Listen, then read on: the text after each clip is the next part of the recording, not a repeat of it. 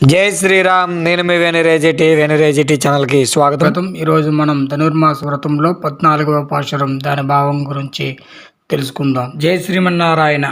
உங்கள் புலக்கடை தோட்டத்து வாவியல் செங்கல் நீர்வாய் நீங்கள் வந்து அம்பல் வாய் கும்பின்கான் செங்கல் புடுக்கரை வெம்பல் தவத்துவார் தங்கள் திருக்கோயில் செங்கடுவான் போகின்றார் எங்களை முன்னம் எழுப்புவான் வாயு பேசும் நங்காய் எழுந்தராய் நானாதை நவுண்டையாய் பங்குடு சக்கரமேந்தும் தடக்கையன் పంగయ కన్నానై పాడేలో రెంబాబాయ్. స్నానము చేయుటకు గోపికలో ఎల్లరును మేల్కొల్పుదనని పలికి నిద్రపోవచ్చున్న ఒక ఆమెను ఇందు మేల్కొల్పుచున్నారు.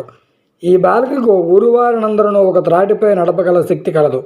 ఓ పరిపూర్ణరాలా, నీ పెరటులోనున్నది గూడుబావిలో ఎర్ర తామర పువ్వులు వికసించినవి, నల్ల కవులు ముడుచుకొని పోవుచున్నవి అనగా తెల్లవారుచున్నదని భావము.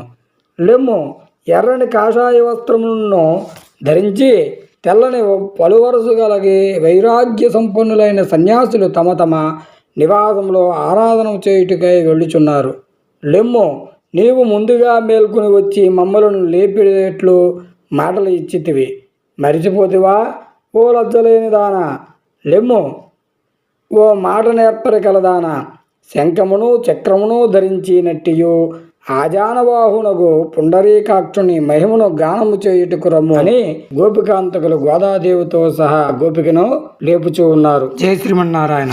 ఈ వీడియో కానీ మీకు నచ్చినట్లయితే లైక్ చేయండి, షేర్ చేయండి, కామెంట్ చేయండి. మరిన్ని వీడియోలకు సబ్స్క్రైబ్ చేయండి. శుభం. జై హింద్.